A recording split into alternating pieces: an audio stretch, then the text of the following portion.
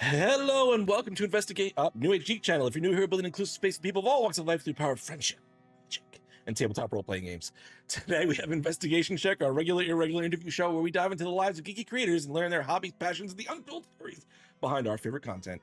For tonight's episode, we have AP performer and DM, Incubus Tattoo founder, and the tattooed mommy herself, Cassidy. How you doing, Cassidy? I am doing so good. How are you? I'm fantastic. Go ahead and tell everyone where they can find you. You can find me mostly on Instagram. My Instagram handle is KassidyNormal, Cassidy with a K. And if you want to look up nerdy tattoos, that handle is Incubus Tattoos. And we'll get into what all that is, I'm sure. Yes. Can you actually send me your like link tree or whatever real quick? I forgot to ask you for it. I'm gonna this way I can post it up in the chat. Yeah. I can do that. Well, it's just the Instagrams. I don't do the whole link tree thing. Okay. I'm not fancy, but I'll still send it to you. Okay. While you're doing that, I want you to take me back in a time machine. Take me back to little 5-pound, 8-ounce Cassidy, fresh out the womb. You come out there and you're just ready to take on the world. What is kind of like your first introduction into the nerd or geek culture? What is it? A book? Is it a show? Is it a movie? What kind of like starts you down on this path? Gosh, I mean, it was actually D&D. I had a best friend growing up. We're still very close. Their name is Toski, and we were inseparable. And at their house, they had the D&D like monster manual and player's handbook and everything. I don't know if it was like their dad or their brother or something, but like we had access to these books and we would just find monsters in the books or like people in the books and play pretend. Okay. And that is like, I didn't realize it at the time. And I didn't even realize it till a few years ago where I came to the realization that was role playing and that was our own form of D&D.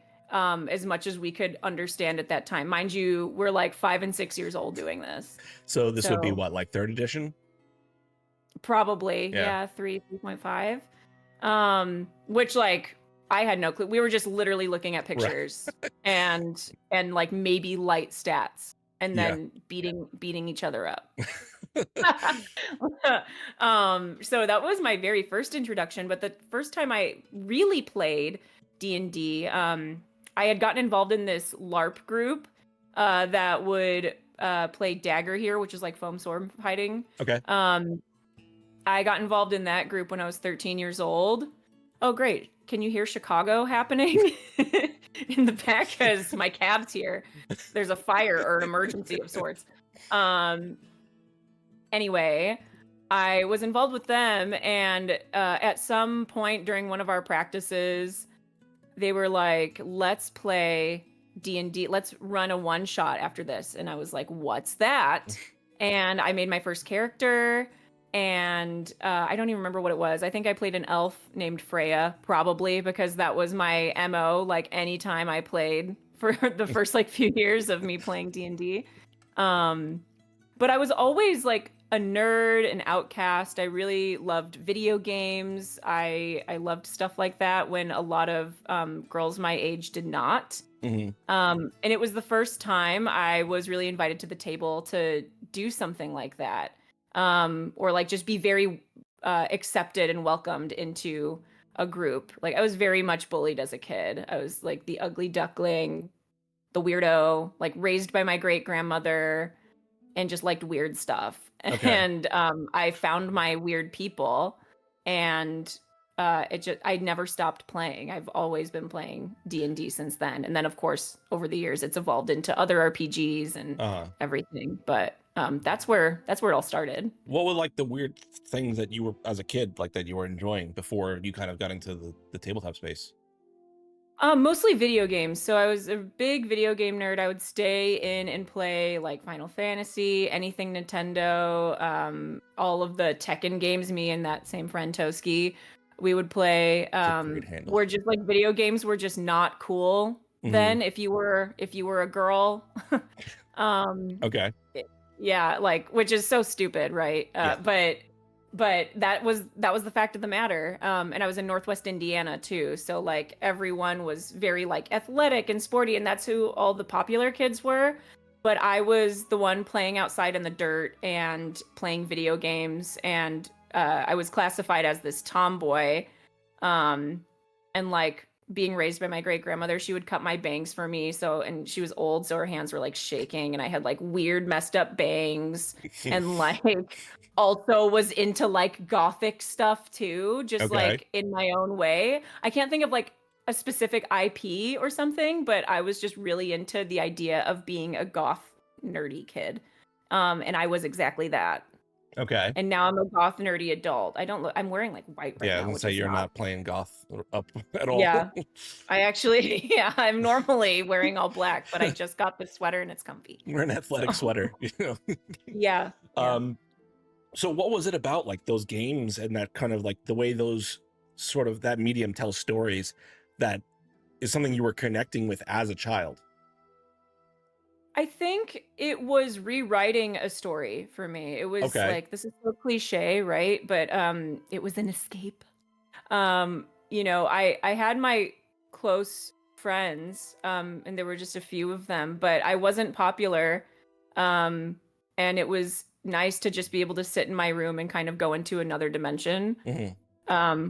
When I was playing video games, and I was playing horror video games then too. Like there's what is it, Clock Tower for PlayStation 1 with the Scissor Man. That's a That was like callback. and Jesus. that's a good video game, and I still have it. And I still have it. It's so good. But I was really into games like that. And then obviously everyone loved Kingdom Hearts. Everyone Hmm. that played video games loved Kingdom Hearts. So I was playing a lot of that and Final Fantasy, like I said. And just being able to play through these stories that weren't mine was really nice. It was nice to just turn your brain off and be in another world. Do you find yourself at that age kind of like adapting those stories into your own, whether it be through like stories you're telling in that universe or fanfics, etc.? I don't know that it was so much like telling a story of my own, but more so assigning myself another story that I had more control of. Okay. I have like a very like challenging upbringing. Like Hmm. I was not raised by my great grandmother for no reason. Right.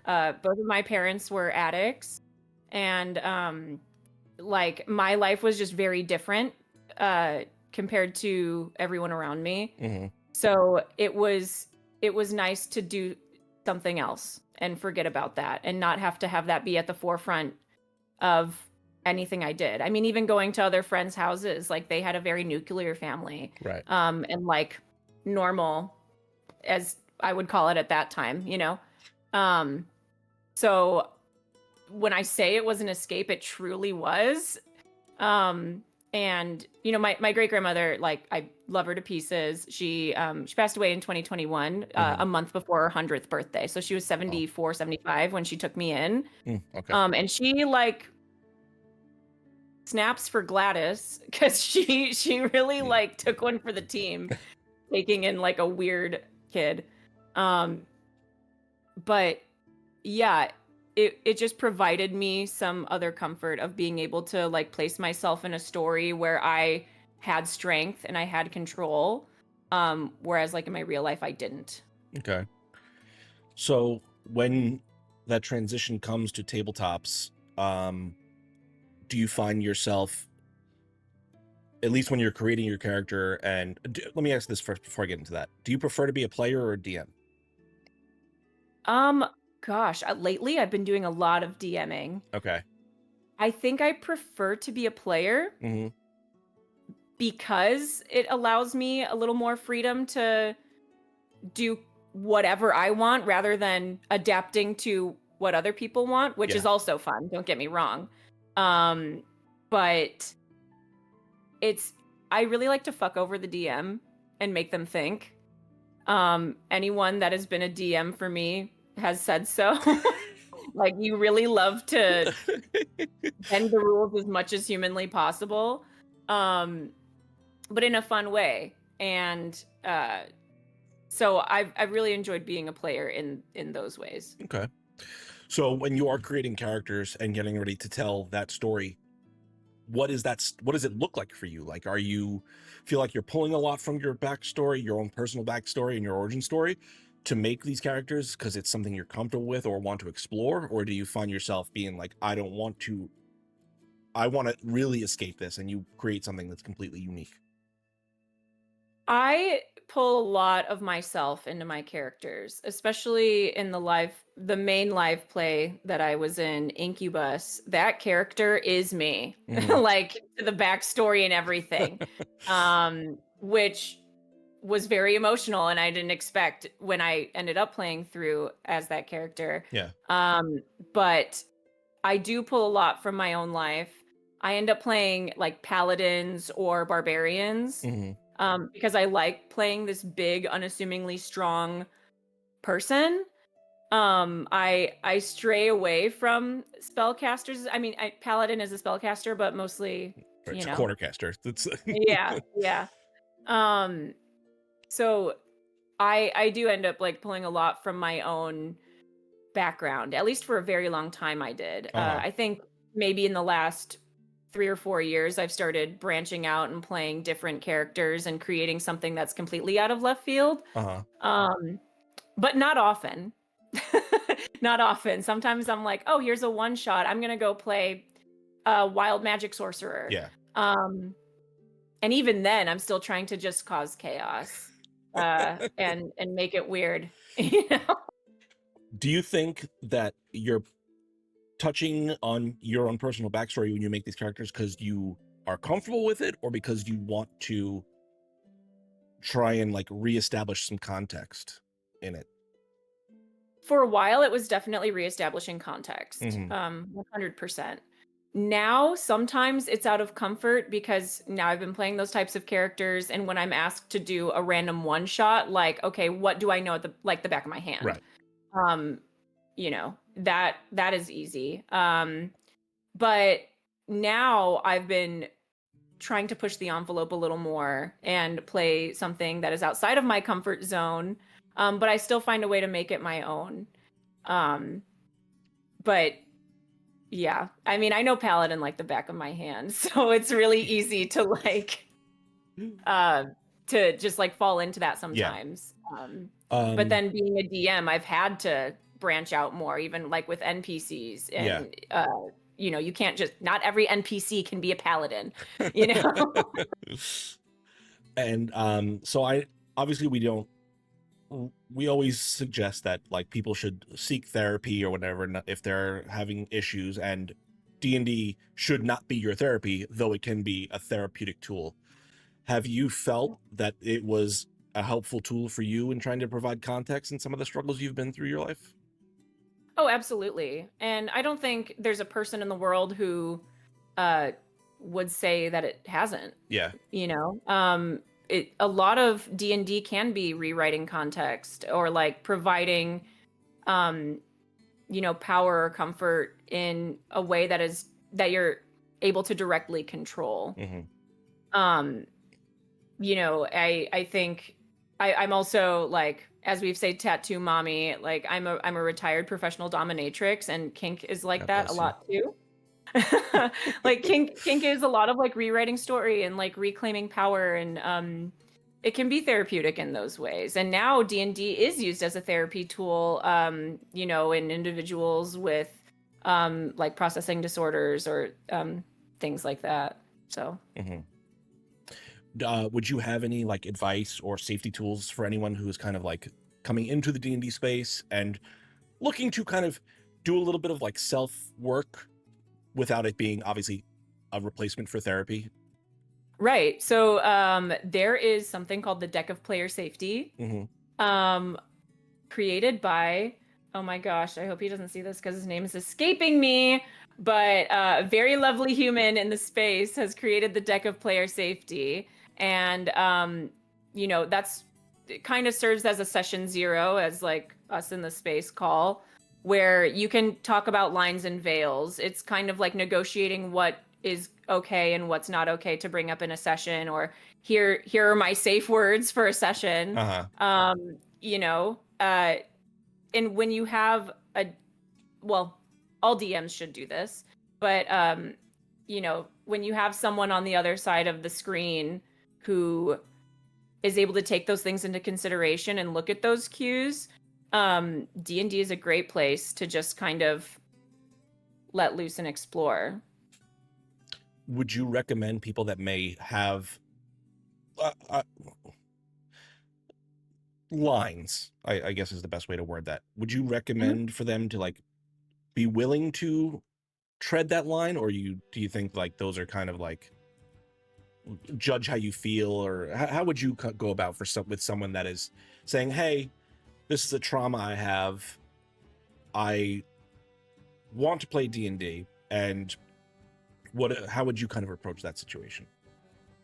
I don't know if that made any sense the way I worded it. Yeah, no, it's a person by person basis. I mean, what I'm comfortable, you know, pushing might be different than something someone else is pushing, or it might not be in like the DM's risk profile, where they're like, if someone came to me, if someone that I didn't know came to me as a DM and said, I have this trauma and I want to work through it via D&D, I would do it, but only in like a one-on-one session. It would almost be like bombing via D&D a little bit. That's like how I would maybe treat it. Okay. Which is like such a backwards way of putting it, right? But you know, it's a person by person basis, and I don't think any person should like expect to go into D&D to work through their trauma, but you could like go to someone trusted and do that. Yeah. I would not do that at a table of strangers. Don't go to a con. Don't go to a con and to work through your trauma. Like, that is what therapy is for. However, like, you know, I am a person who like sometimes has felt like a weak woman, like, which is such an icky thing to say out loud, but I feel gross hearing it. Not gonna lie, didn't like that. I was like, ooh, gross. But I have been able to like give myself strength through these characters that are strong, like, you know, so like I play barbarians, like I smash shit, stacking fucking bodies. Like, come on. You know, so I think D&D is a tool to explore, and not just with like trauma or anything like that, but like with like sexuality or different genders or things like that. Like, happy Pride Month, by the way. Oh yes, I'm so sorry, guys. Happy Pride I was really Month. excited to talk to Cassidy. I forgot everything else. But yeah, I mean, and it doesn't have to be that, right? Like, it has been that for me, and it's not always that for me. It has sometimes been that for me, and I think people can relate to that. Yeah. Okay. So I'm gonna get into the dominatrix stuff because you brought it up, and I was gonna leave it alone, but you brought it up. But I want to get. No, I'm very open talking. I'm very open to talking about it. As we kind of like are moving through your origin story, though, you start engaging with tabletop games at 13, right? At what point do we kind of take the next step and say, this is something I really enjoy doing, and we decide to turn the camera on? Gosh, actually, I turned the camera on. It was in 2022. Okay. I went to my first con with my friend Chad Rao. He was going to Gary Con, and we had been friends for 10 years, and we both didn't know that we both loved D&D somehow. Okay. And he was like, I'm going to this convention, and it's right by you, because I live in Chicago, and Gary Con is in Lake Geneva, Wisconsin. He was like, why don't you come to this con? So I did, and through that con, we played games. I met a bunch of people in the industry. Chad had already known quite a few people, and through there was born the idea of creating a show, Incubus. Okay. Which that was my first con, and then we said, let's make a live play D&D series, and then we were at Gen Con playing our session 0 on stage. We did panels, and we went from Gen Con to film Incubus straight from Gen Con. Okay. Yeah. So what is Incubus for people who may not know? So Incubus, well, what it was and what it is are two different things. Okay. What it was is a live play D&D series, 5e, set in Eberron. It is a traveling caravan of tattooers and their trusty shop hand. I played the shop hand, spoiler alert. But what we did was we created a cast of actual tattooers to play characters that were tattooers. I know Chad because he tattooed in my college town. I've been tattooed by him, and that's how we became friends. Okay. So everyone on the cast of our live play series is a tattooer in real life. And I wanted to play because it was my idea. Right. So I was like, I want to play. And Chad DM'd, and you know, we filmed it episodically, and it's out there. It's out there. Where is it? It is on our we paired with a producer to put it together, and it is currently on the Realmsmith YouTube channel. Okay. Is where that live play is. Okay. It's where it lives. So what is Incubus Now? Incubus Now is my cute little organization that brings nerdy tattooing to conventions and does a flash day for charity. So we have Origins coming up next week. Oh my God, that's insane. And I have 4 tattooers with me, Chad being one of them.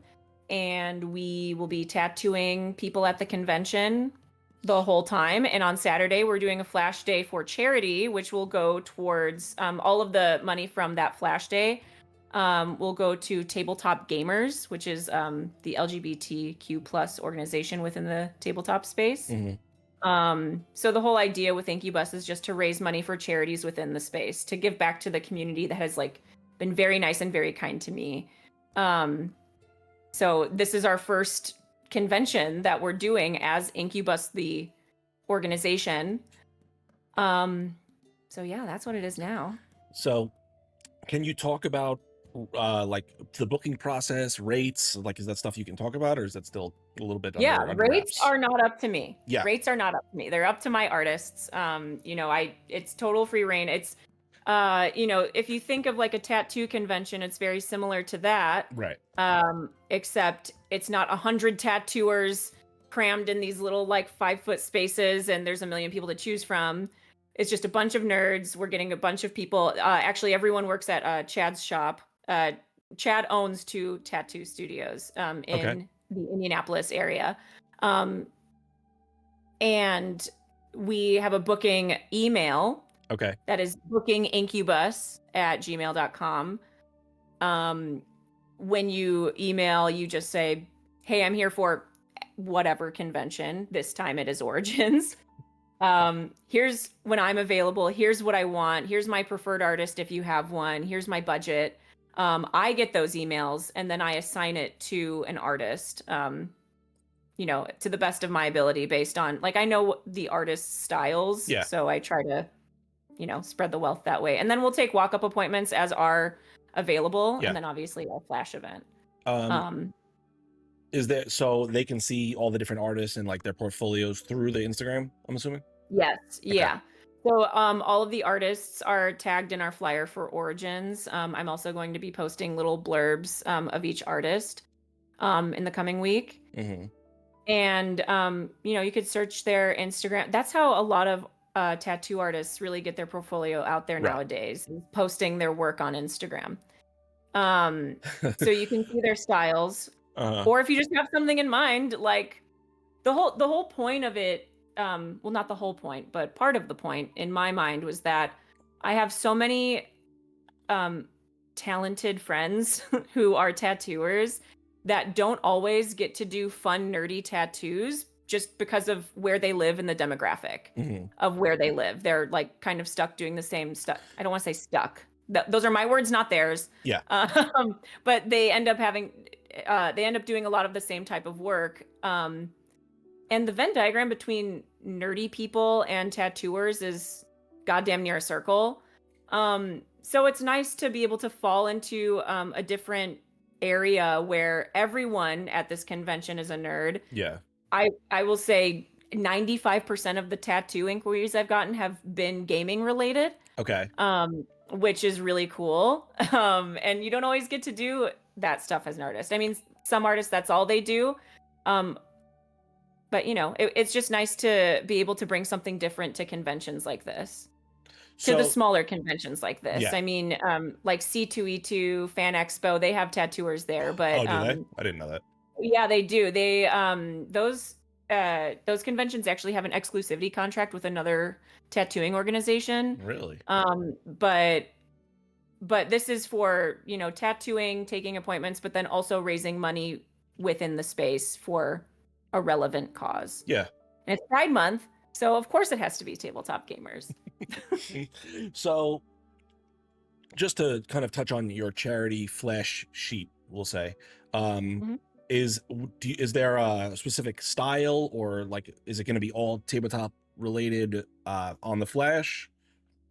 It is not all going to be tabletop related. I Okay. was actually, when I was talking to Gamma about this, Game Manufacturers Association, they're the ones who put on Origins. And they were like, can the flash sheet not all be gaming? And I was like, no, it doesn't have to be all gaming. So I asked each artist to draw up 3 different pieces of flash, and everyone will kind of be tattooing everything. Okay. But there's going to be some traditional, some gaming related, some other nerd related, like something in their own style. Okay. But yeah, and also some like queer art as well. Let me ask you this real quick before we move on. Is there going to be a Origins exclusive flash? Oh my God. Come on, you got to Maybe go with the there can FOMO. be. You got to go with the FOMO. Maybe there can be. Look at you. Putting that in my I'm a back thinker. pocket. Yeah. And it is their 50th anniversary. Yeah. So maybe it's literally the Origins 50th anniversary logo. I don't know. I don't know if that's gonna sell. Yeah, like no hate, but that is a commitment. Yeah. If I've ever heard It's a one. bold move, Cotton. Yeah. Maybe there could be. I didn't even think of that. See, this is why you gotta keep me around. Yeah, I know. We need to have once in a while, I got a good idea. Yeah. Okay. Is anyone gonna be able to see this flash sheet before the event, or is it going to be published at the event? Ideally, you will be able to see it before the event. On Incubus Tattoo's Instagram page. Yes. Okay. But so we'll see. Sure. We'll see if that happens. Okay. I'm being so real. Like, Fair. I am not the artist. I'm not the one doing any of the art. But it's all walk-up flash anyway. Yeah. So, but still, it's always a flash. Who doesn't love a good flash sheet? Be like, that's a fucking dope ass tattoo. I'd pay $50 to $100 for that. I know, and that's what it's gonna be, man. You got it. Who doesn't love a good random ass flash tattoo? Hey, I am. You can't tell, but I'm covered in them. Covered in them. All right. So let's move forward a little bit in time here. You've done the Incubus podcast, is what I'm going to call it. It's the live AP show. You've got Incubus tattoos going now. Where are we kind of like, what's your next step here? What do you feel like you want to do in the space? Where do you see yourself going next? God, who knows? Honestly. Okay, good conversation. Who knows? See you guys later. Yeah, who knows? We'll see. Well, what do you want to do? I have been really getting more into DMing at conventions more. I was asked to be a special guest at my first con ever as a special guest at Page 3 Con. Okay. So I'll be DMing there in Philadelphia in January of next year. Nice. But I show up at cons and DM. Different organizations have asked me to come DM for them. I'm at I do so many cons a year. I was telling you before we went live here. I'm doing 15 cons this year. That's fucking insane. Yeah, I don't sleep. But I really want to get more into that space, and also not just with D&D but other RPGs. Mm-hmm. There's a lovely company, Severed Books. I have playtested a few of their games recently, one of them being Oldest Child and the other one being Sickest Witch. Okay.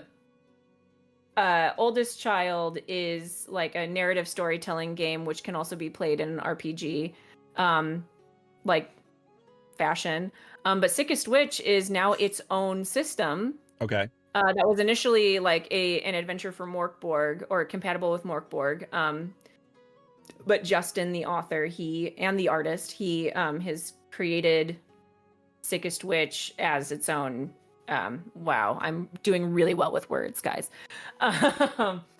He has turned it into its own system, and I play tested it, and I'll be running it at upcoming conventions. Nice. And just kind of showcasing new fun RPGs of that sort, or introducing people that have maybe only been exposed to D&D to other things like Morkborg or Pirate Borg or Eat the Reich or Sickest Witch, or literally anything. There are so many different systems out there that I didn't even know were around, maybe like until 5 years ago.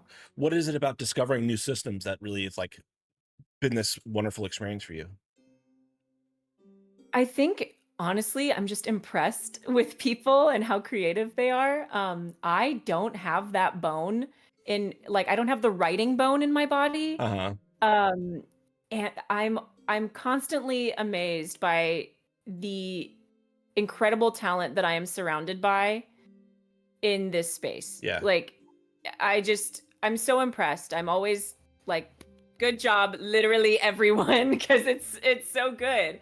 But I think with finding new systems, it allows you to like I like puzzle solving, so it makes me like work that part of my brain in a different way.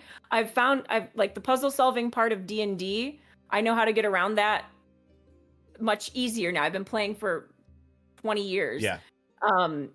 So it works that muscle for me a little bit. Okay. And like just different stories, different settings. I also have aphantasia, which I don't know if you know what that is. I did not.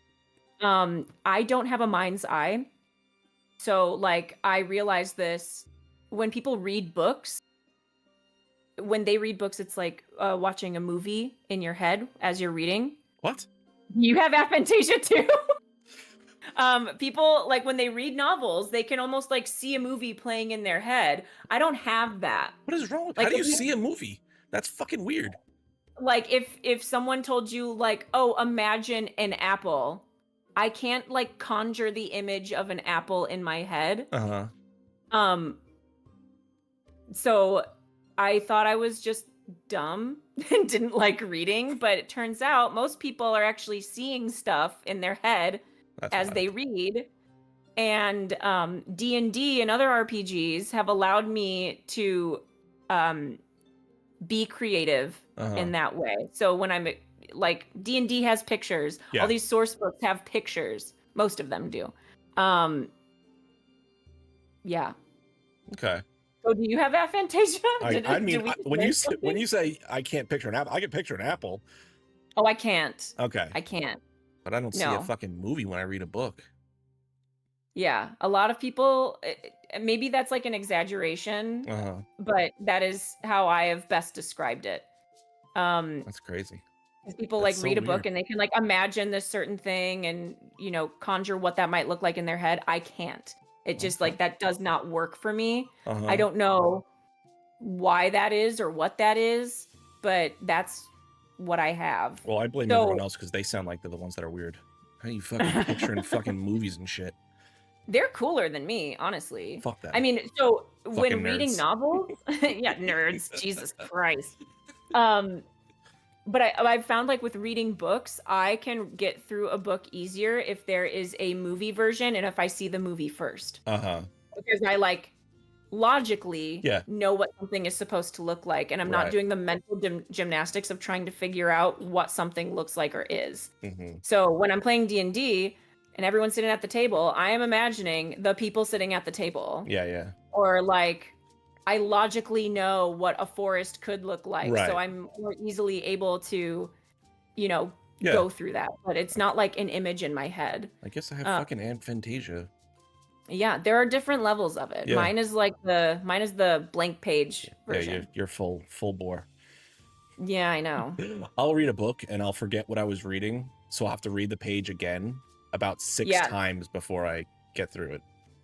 Yeah, that is exactly Very Like, good. and most other people say like, oh, my eyes glaze over and I like forget that I'm even reading a book and it's just like kind of playing in my head. No, I just I'm forget like, what I'm that's reading. insane. Yeah. And like, I always just chalk that up to ADHD because we've all got that nowadays. Yeah. I definitely have it. I like cannot function without taking Vyvanse. How I stay gainfully employed is an enigma. But yeah, that. Okay. Interesting. I learned something So new about discovering new myself RPGs. every Yeah. time. All right. So let me ask you this then. So you're liking getting into the DM aspect of kind of like running games and that part of the control you have in that.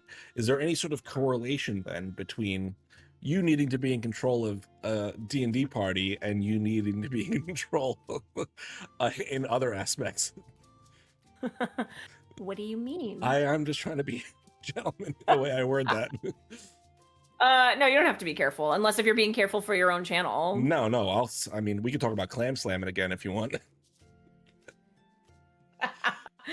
Hey, Denver was last weekend. Um, yeah, so I fell into professional doming, into being a dominatrix. I went out at the woman who said, "Are you a dom?" And I said, "What's that?" And then like got into it, and then there was interest professionally, and I just fell into it. I don't know that there's a correlation, but like the two do kind of go hand in hand. I'm creating this different space for someone who wants it. And I say I'm a retired professional dominatrix. Meanwhile, tomorrow I'm literally doing a party where I'm doing light scenes with people. I retired and then an organization reached out to me to help them out with this kind of stuff. So I'm kind of still in the scene. But I think with like being a dominatrix and with being a dungeon master, well, dungeon master squared, I guess. The most rewarding thing for me is giving up that power and like the trust that is built there. Like for me like personally, kink is not inherently sexual for me. Like it's not like a sexual high for me, how like in some people it is, and that's great and that's for them. For me, it's creating this area of trust and like when I'm doing a kink scene, someone is literally putting their bodily autonomy in my hands. Right. And there's just an incredible amount of trust that goes into that. And something similar can be said for being a dungeon master, like in the gaming space, a game master.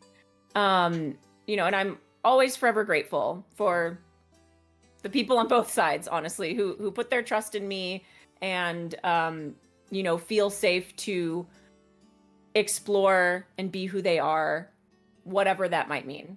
So that is where it's very rewarding for me in that way. And that's where the interest on both sides of the coin comes from me. Do you find a lot of the skills you've developed in those two separate fields overlap, or do you feel like they're two separate like skill sets that you've kind of built up?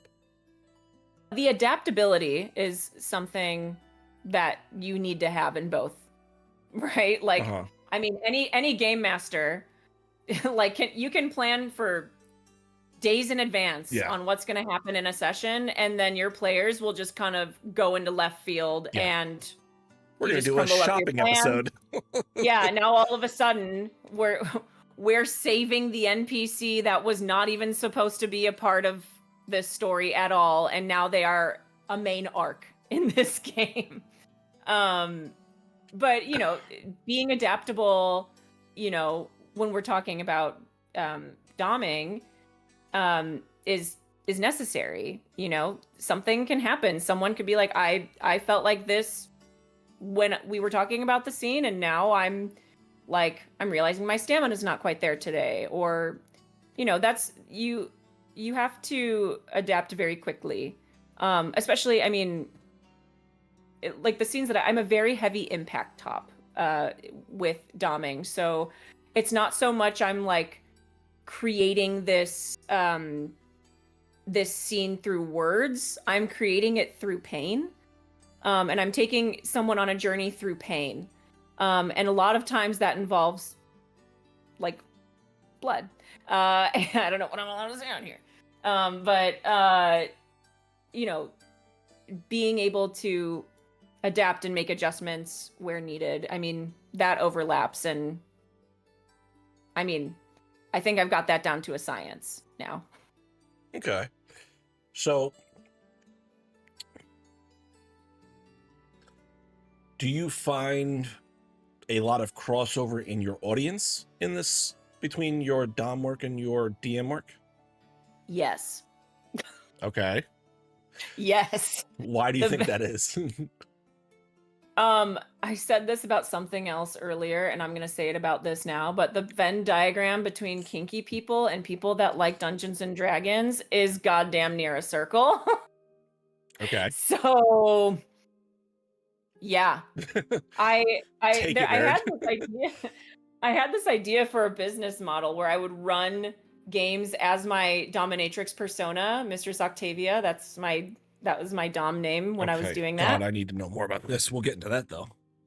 Well, it was an idea that like I had, and then I was gonna go through with it, and then I had like a major surgery and was not doming for a long time, and then I left the scene entirely.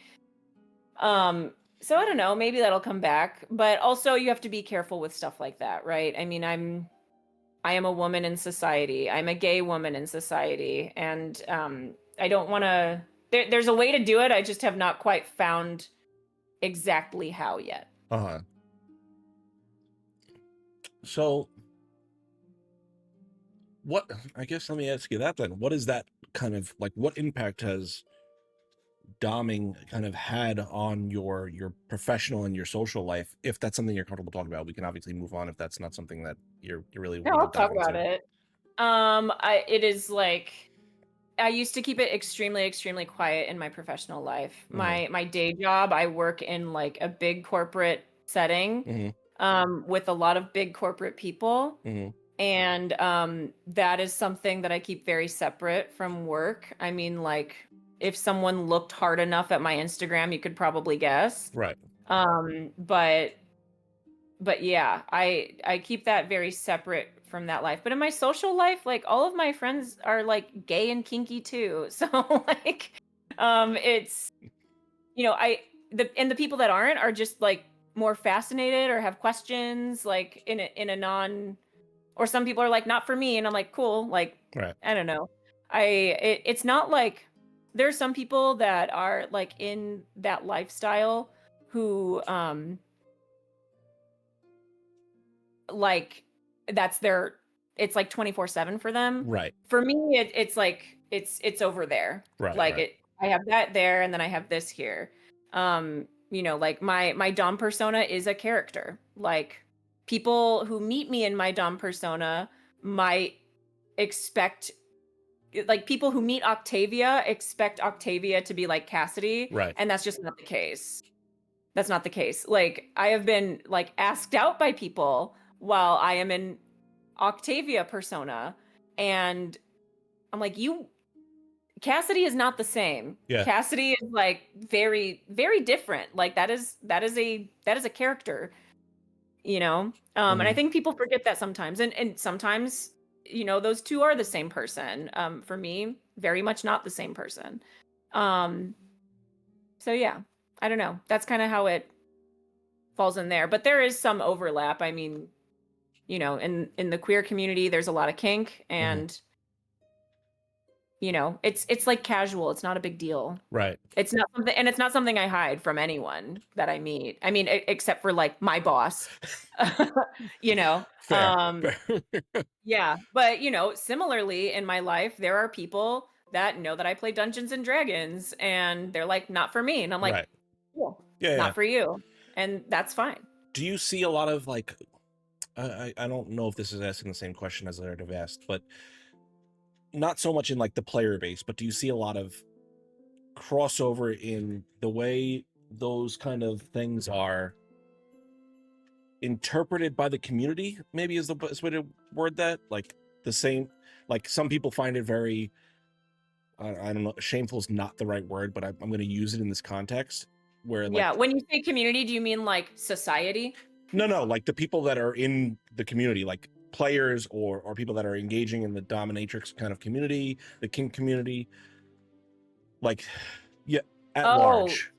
yeah, at large. So I think that was once true for D&D. Hmm. And I don't know that like you said, like shame is not the right word, but it was like it was weird if you liked Right. to play D&D. It has now become more mainstream and Mhm. now it's cool. Like, thank you, Stranger Things. you know, um, especially during the pandemic, Stranger Things happened and said, "Hey, we all play D&D." Mhm. And all of a sudden, I had these people that I hadn't spoken to in years saying, "Can you teach me to play D&D?" Um, it's like, shocker, it's been cool this whole time, guys. Yeah. Like, Sorry, you're just um, catching up. yeah, sorry, you're just catching up. With the kink community, it's like not always very underground, but is more underground. And I think because of the nature of what it is for a lot of people, it is like I think at large recognized as something more sexual, Mhm. even though it's not always. Right. But I think it's definitely a little more taboo and not as widely accepted as Dungeons and Dragons has Oh, become. okay, you are a little bit younger than me, so I think maybe I'm asking like before D&D became what it is now, do you see a correlation between the two? Like back before Stranger Things, where it Yeah. really was more of like the taboo, like the satanic panic sort of Yeah, era. Satanic Panic. Um, yes and no, I would say. I mean, well, because the people that played D&D like before Stranger Things, they Hmm. didn't necessarily hide that they were playing D&D, Uh-huh. but they like at least in my experience, I'll say, like it wasn't like a secret that we were playing D&D, but it was definitely more of a you got looks about it. Hmm. Like, "Oh, do you sit in your basement and dress up?" And I'm like, "Yeah, and?" I mean, Yeah, I bitch. I'm like, "Yeah? Do you wear elf ears?" "Fuck yeah, and they look great." It's not all the time, but, like, on a stream, I'll throw on some elf ears, like, On occasion, come on, you dress up for Halloween. It's just the because same I thing. celebrate Halloween once every 2 weeks. Yeah, like, sorry that your Halloween isn't year-round. My bad, I thought we were here to have fun. Suck eggs, nerd. Yeah, for real. Um, so yeah, I mean, again, because kink is, like has that, like, more sexual connotation, also, like, is kind of I don't wanna say it's illegal because it's not, Right. but, like, you are consensually beating someone up and, Right. like, they're trusting you to not send them to the hospital. But say something went wrong with a scene in the kink scene, like, and, like, God forbid, it's never happened to me, knock on wood, but, like, something happened and, like, someone needs to go to the hospital about it. Yeah. A doctor's not gonna be like, "Oh, well, this person was beat up Right. consensually." Right. A doctor is gonna be like, "I'm calling the cops." So it's different in that way, but there Yeah. was, you know does that make sense? Yeah, I get where you're going with. My Yeah. question for you then is, do you think that kink can kind of have the evolution into obviously not mainstream, but a little bit Mhm. more acceptance the way D&D is kind of like manipulated this I'm going to use the word manipulate. It's not necessarily the right word, but you get what I'm trying to say. Yeah. Manipulated public opinion into accepting it. I think in some ways it has, Okay. and in some ways in exactly the wrong ways. I mean, like, let's not talk about 50 Shades of Grey, but, like, that's not how that works. But everyone's mom was reading that book Hmm. and couldn't put it down. Yeah. We just had Baby Girl with Nicole Kidman. Everyone loved that. I think, kink in on kink in a surface level way, it has become more I don't wanna say, like, widely accepted, but a little more Normalized. Yeah. normalized, yeah, not like the deep, deep, deep Right. kink stuff, Right. Right. like, and I don't think there will ever be, at least not in my lifetime, Right. a world where that is widely accepted everywhere, because, I mean, I don't even live in a world where me being a lesbian is widely accepted everywhere, so, like You know, Fair. people get really up in arms like when your clothes are off. So Yeah. Okay. So what kind of where do you what do you want to what stories are you looking to tell now that you've kind of like gotten this platform? You're I mean, you're hosting the incubus shows, you're telling stories online through various different game mediums, you've semi-retired in the kink community.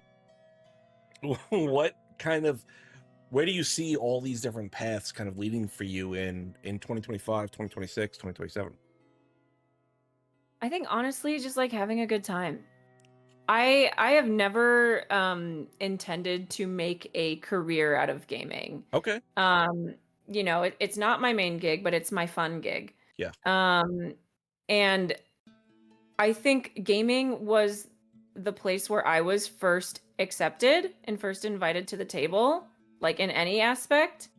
Um, so I just want to continue to create those spaces for people. Um, you know, whether it be like come get a tattoo with me and my friends, or like, hey, I'm gonna come like play test this new game with you, or my friend just came out with a board game, let's all play it together. You know, like I dip my toes into all of those spaces, and um it's always just about creating a space. Like I have no like there's no goal, Yeah. like there's no personal goal, I should say, except for continuing to create spaces where people can be themselves and have fun Okay. and turn off for a little bit. Yeah. So as we're kind of getting ready to kind of wrap up and we're coming up on the end of our hour, um, is there any like projects or collaborations that you really want to pursue coming up or in the future? Oh gosh, I mean, I would love to bring tattooing to more conventions. We Yeah. have a few like kind of in the works, but I've had to put planning them on the back burner because Origins happened so fast. Yeah. So everything else is like on pause until Origins is over. Um, but just being able to bring tattooing to more conventions like that, raise money for more causes within our space that are important to the community. Um, you know, maybe have the opportunity to play with the tattooers more, like in a way that like maybe raises money or is just for fun. Like, I don't know. All I want to do is leave the community better than I left it. And genuinely like this community has been so kind to me, especially over the last 3 years. I have like an amazing um you know, system of people within this space that just like are really interested in lifting me up and those around me up, and have just been absolutely kind. So I want to give back to that community in any way possible. That is the only goal I have. Okay. It's a pretty good goal. I know that sounds so like meh, you know, Oh, I'm so but like selfless. it's true. Yeah, but it's true. I mean, Yeah. like this isn't my main gig, and I am very fortunate that I work in a space that allows me to like travel and do all these conventions. They all like are all of my coworkers and like my boss and whatever, they all ask about what I'm doing Yeah. with gaming. Like I'm about to be gone for a week for Origins, and they're like, "Ooh, like how's that going? How's your little tattoo thing go?" Like they ask questions and they're excited about it. And I'm excited about it. Yeah. So I'm trying. Do you find it really like empowering when people who aren't in the space are asking you about things that are in the space? Yes, I What is love that that. like? What is that like? Like, so I work at a law firm, Yeah. and you know, that law firm, like being in law has a certain like connotation, right? We've all seen Suits. No one's talking about playing Dungeons and Dragons on Suits, right? Like, I haven't seen Suits, but it sounds like a shitty show then.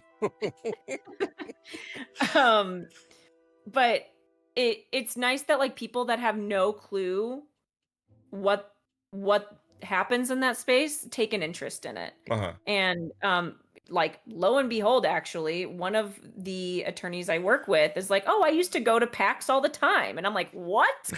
And one of my other attorneys was like, I was just at Magic Con. And I'm like, hello? Like, so I mean, the world is smaller than you think, but Yeah.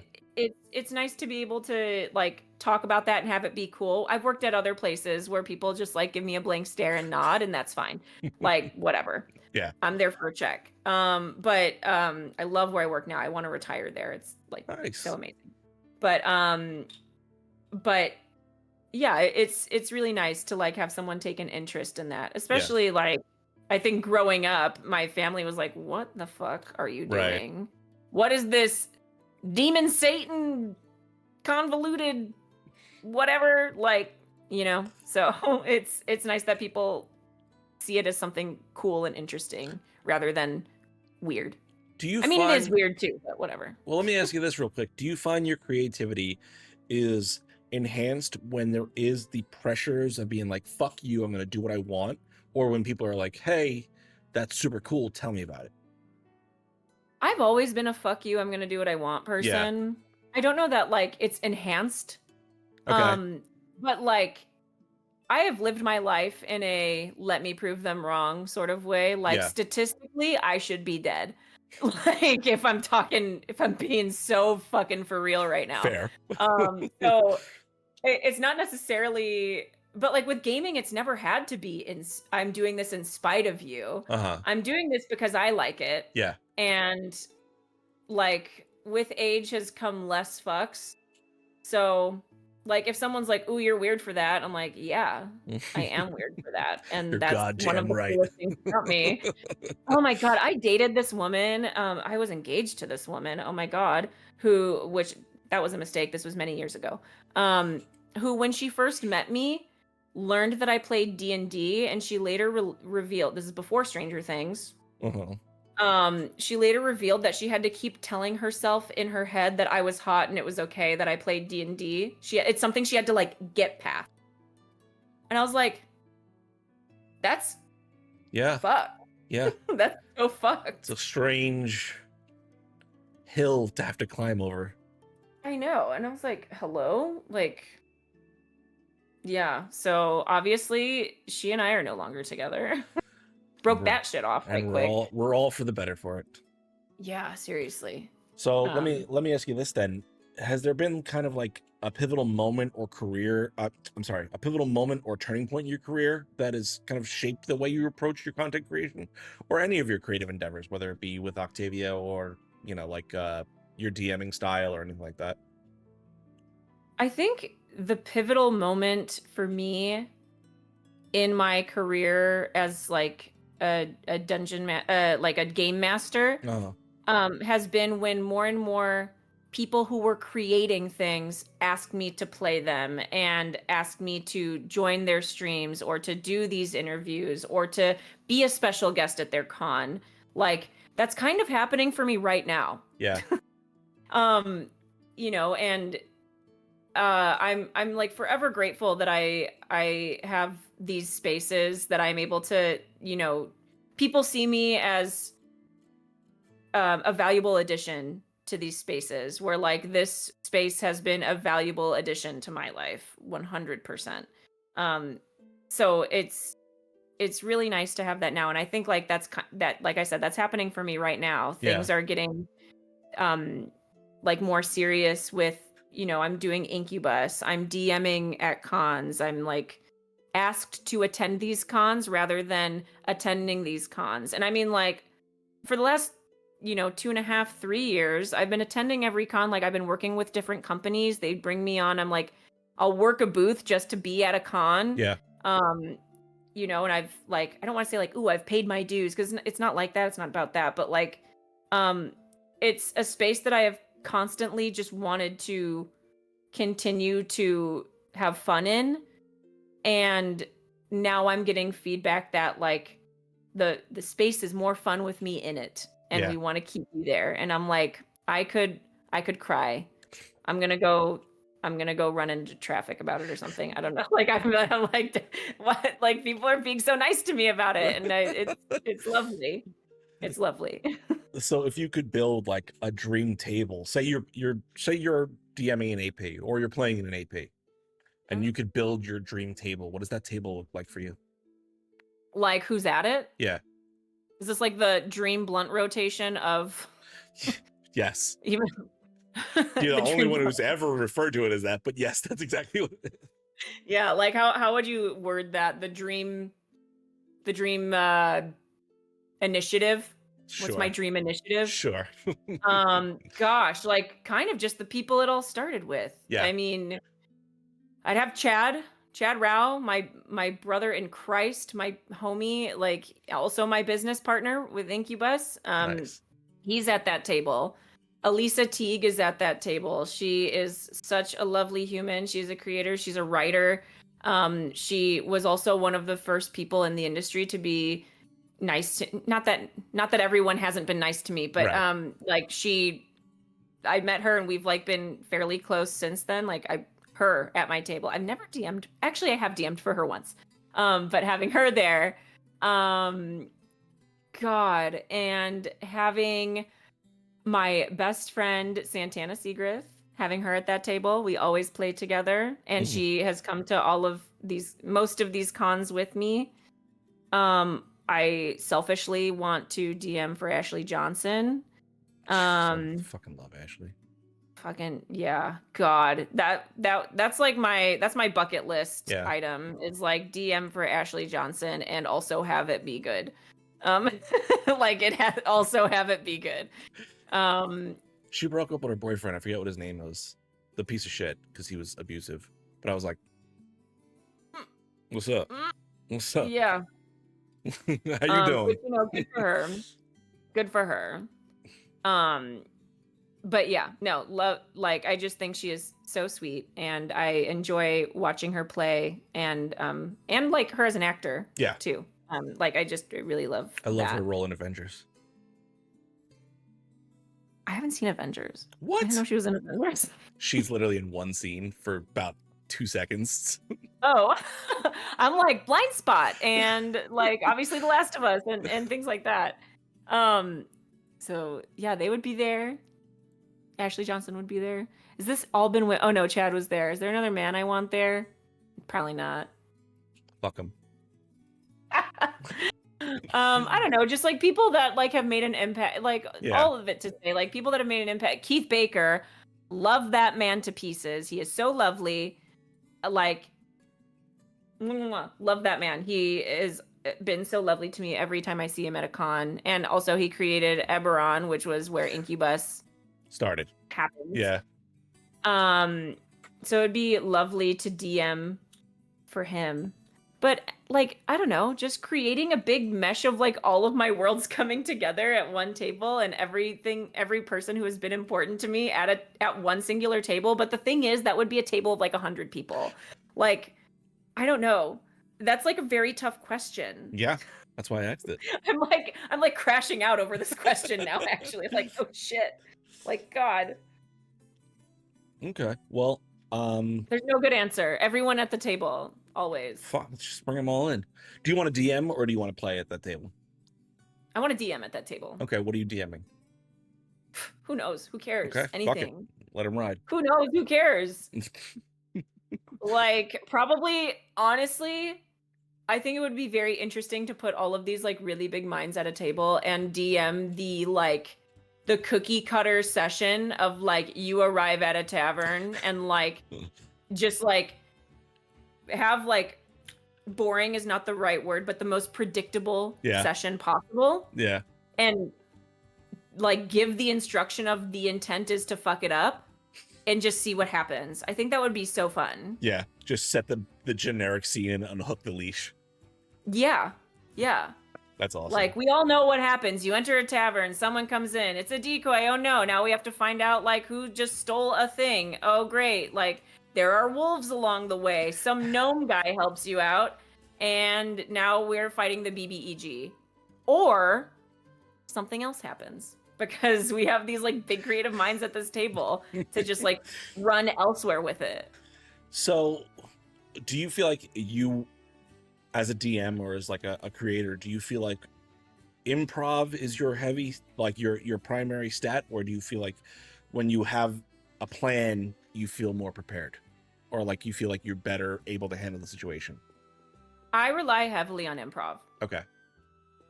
Because I made the mistake of having a plan exactly one time. Yeah. That was dumb because that plan went out the window and I was improving anyway. So what I have are like stats pulled up for like NPCs and like, you know, potential puzzles and monsters and whatever. But like ultimately what happens and how that goes is up to what my players decide they want to do. Yeah. Like I could say I'm running this type of session, and then just have it be something else. Oh, that's so nice. Thank you for giving us this session. Yeah. Yeah. Like, oh my God. I was playtesting Sickest Witch with like a group. I have like a regular group of people here in Chicago that I will playtest stuff with. Okay. And man, when I told them you could harvest body parts, everyone was a target.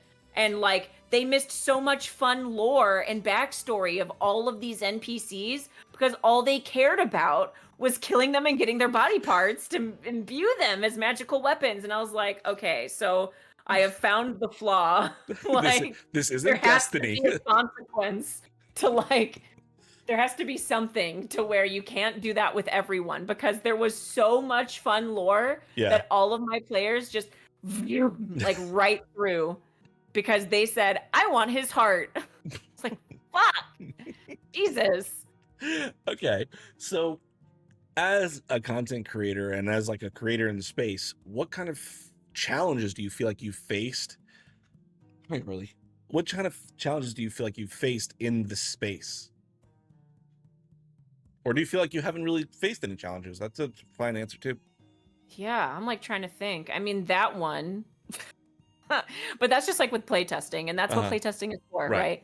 In the space, honestly, for a while, it was me just like having the time. I didn't have like as much vacation time as I used to. And my job used to be much more stressful than it is now. So I mean, but like in the space itself, like not really. Okay. I think, you know, this space, in this space, it's so easy to be a good person. And like 99.9% of people are. But when someone's not, you learn that very quickly. And those people, you know, trash takes itself out. So I haven't had to deal with too much. Like, have I dealt with something? Sure. But was it like, did it feel like this uphill battle obstacle? No, not yet. I haven't done that yet. And I'm sure it'll come. Maybe. Hopefully it doesn't. Maybe it doesn't. I don't know. Like, I think maybe for me, I'm in a very fortunate position where like I do this for fun. I have this like organization that raises money for nonprofits. Like, are you really gonna look down at those people that are like come bag on you're me, raising bitch. money for a cause? You know, I think everyone just like is there for the same reason, to have a good time. And some people it is their full-time job, and that is fucking awesome. Yeah. Like, I don't know that it will ever be that for me. I love my insurance. That's great. Huge fan of that. Huge fan of the insurance and the constant paycheck. But I mean, if it ever worked out in that way, great. Would love it. Like I would embrace it. It like this really fills my cup. So, but I haven't had anything really yet. There's time. Get at me in a year. We'll revisit that question. Okay. We're kind of getting ready to wrap up here, so I'm gonna ask my closing question here before we dive onto the dicey question segment here. For the TikTok, so we'll sit up straight, we'll look professional. Oh God. You said stop sitting like a cashew. All right. Oh, Cassidy, what message or impact do you hope to leave through your content on the geek space? I've said it a couple times tonight, and that is just that we are all here to have fun. There's a seat for everyone at the table, and I hope to leave the space at least a little better than I left it every time. it's so easy to be a good person here, and everyone to me has been, like, for the most part, absolutely amazing, and I have a very fortunate experience. So, you know, it doesn't have to be like, there is room for everyone at the table. 100%. That should always be the rule. Room for everyone at the table. No, like, no one should have to worry about, oh, I'm not doing the same thing as this, or this person does this better than me. Like, no, you do you, just as, like, you're the only person that does what you do and the way you do it. So that's unique, just like everyone else.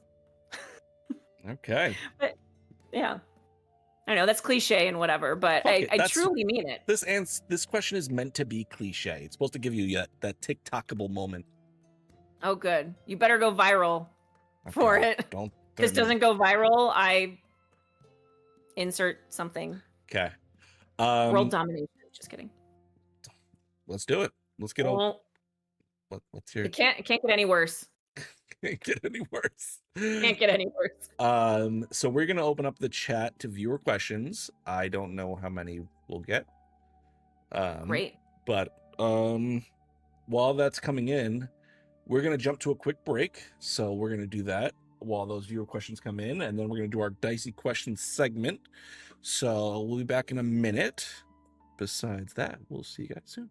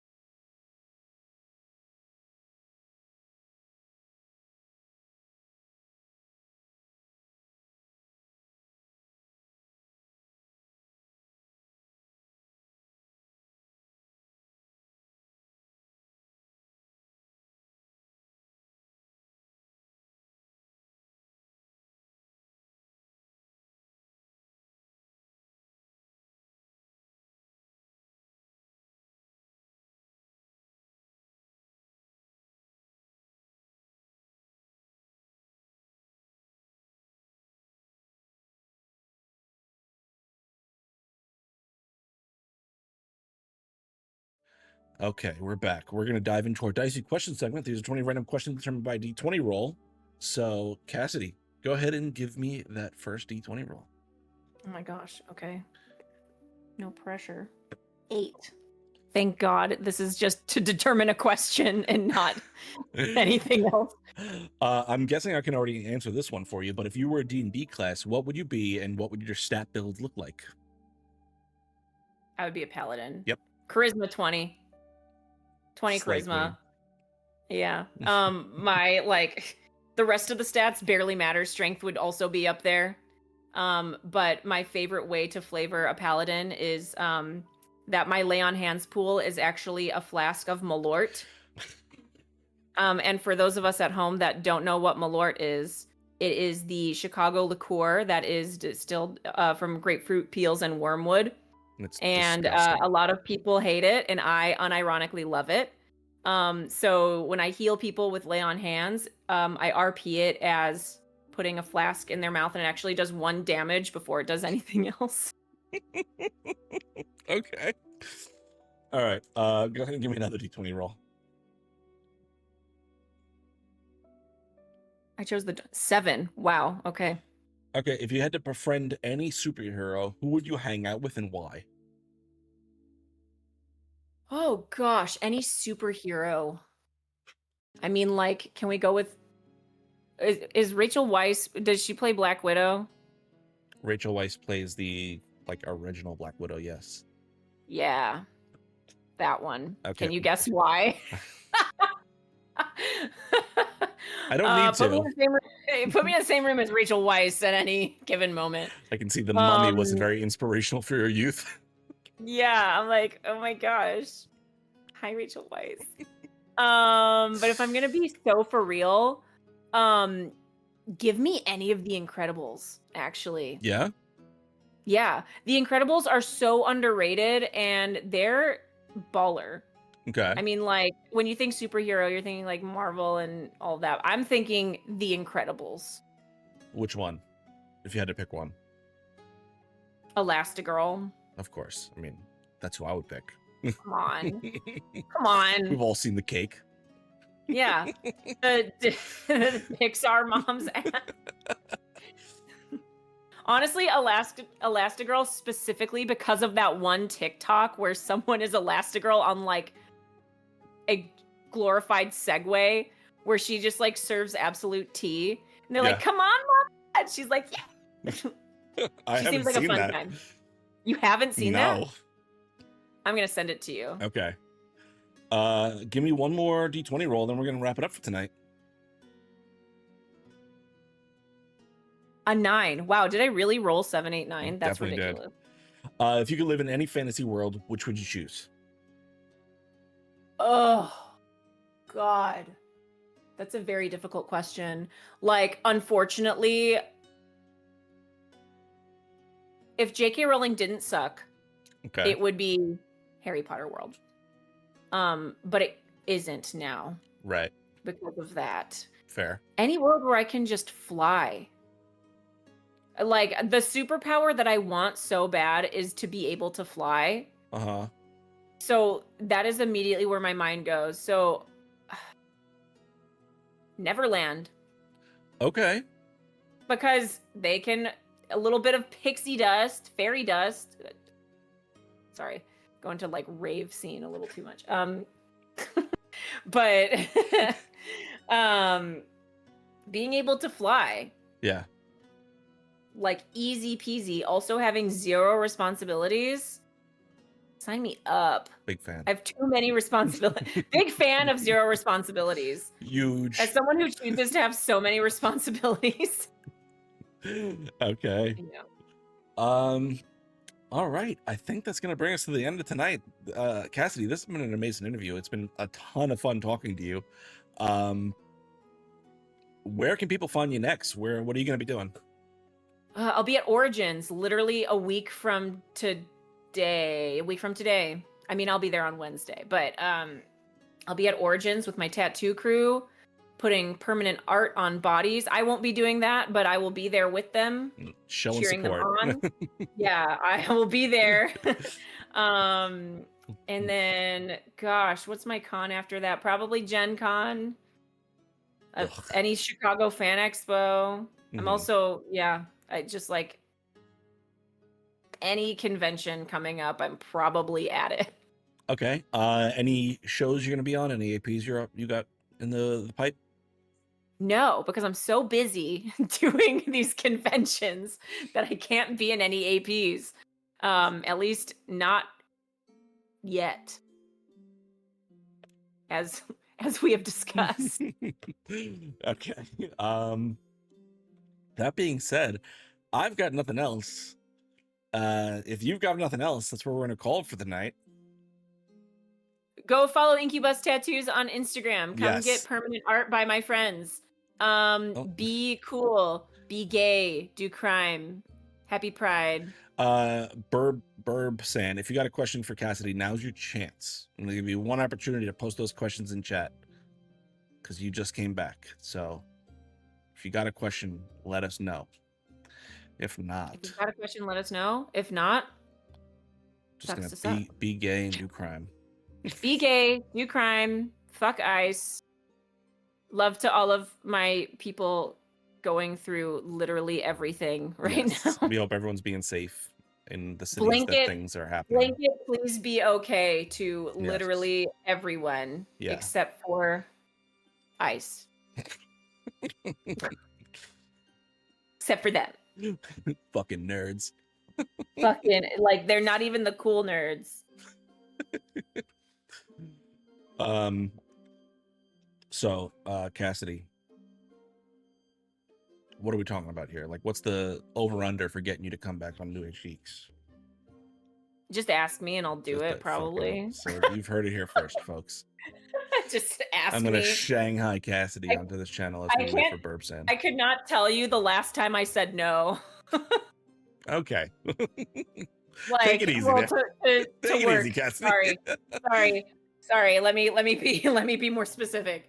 Like, yeah, I am very much a yes and. The only times I say no is where I'm like, I am already scheduled for something else, and it's usually a con. Yeah. But yeah, okay. I'm around. I'm always down to have a goofy time. All right. Can I get your opinion on my new PC? That is what Burbsan has said. On your new PC? Like player character? I don't know what they mean. I assume they meant your new PC, but I guess that doesn't make. How would they? Do you know Burbsan? I don't know who that is. I don't know either. Yeah. Fucking Burb. I'll give you an opinion. If the opinion is on your player character, yes. If it is on your computer, I know literally nothing. They say yes, was like, the player character. Yeah. Yeah. What's this character? Give it to us. We'll judge you extensively. Yeah. I'm also really mean. We'll point fingers. We'll laugh. Haha. Fucking nerd. Fucking nerd. That's just me in the morning every day. Haha. Just wake up in the mirror like, you fucking nerd. Like, genuinely. Usually it's me hitting snooze 800 times. Yeah. And then it's like, you fucking nerd. You fucking nerd. You still have to make money, go to work. Yeah. Jesus. I built a noble scribe wizard that is from a lineage of draconic sorcerers. Okay. What's your opinion on this? I mean, immediately, that sounds amazing. I'm confused on the wizard and the draconic sorcerer. That's got me confused.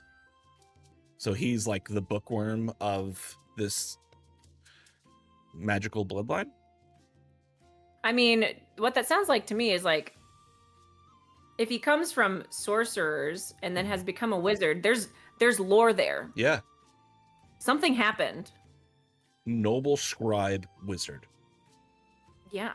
So what? Noble scribe wizard. Your family of draconic sorcerers rose to nobility through the use of magic. I'm gonna go on a limb and guess. And now you're out here just studying books like a fucking nerd. Fucking nerd.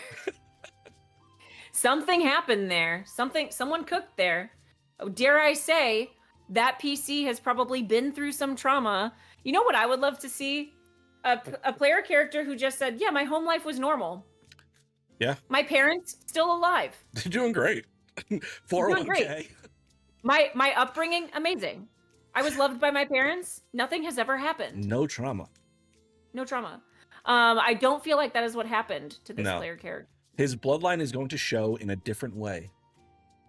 I love how Burb is like keeping us on fucking eggshells here, like just giving us a little bit by a little bit. Yeah, just like a little bit like. Paint me a word picture, Burb. God damn it. Well, I can't see the word picture because I have aphasia. We've gone over this. I'm sorry. As we have established,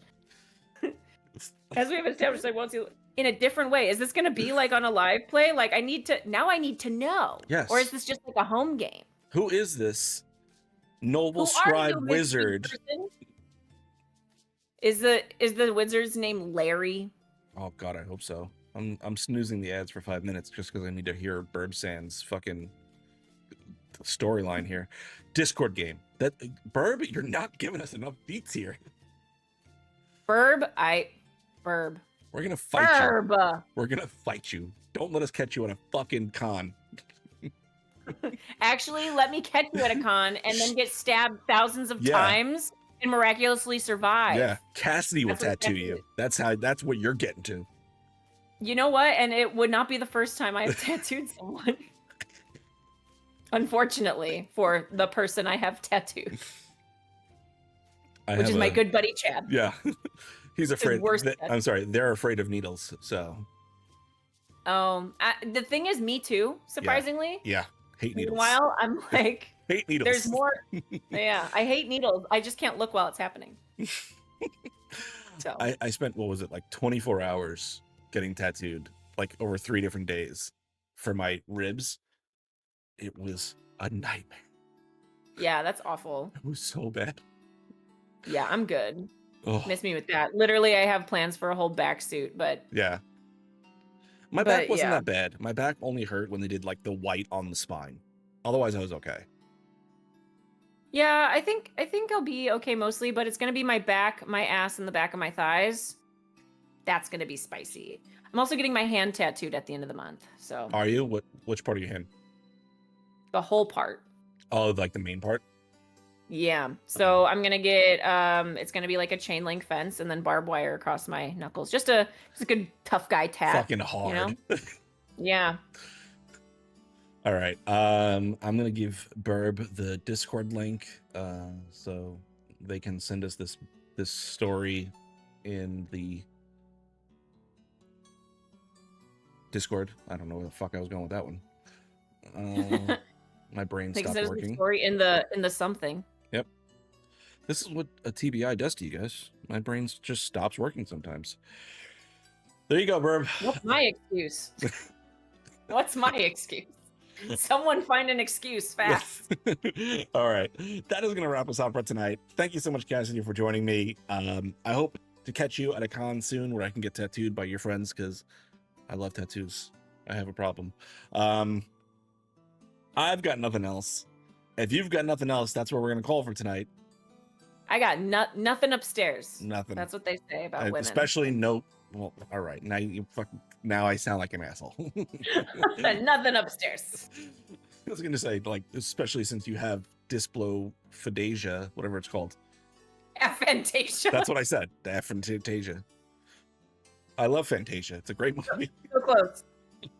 So close. Remember, we love you, geeks. Good night.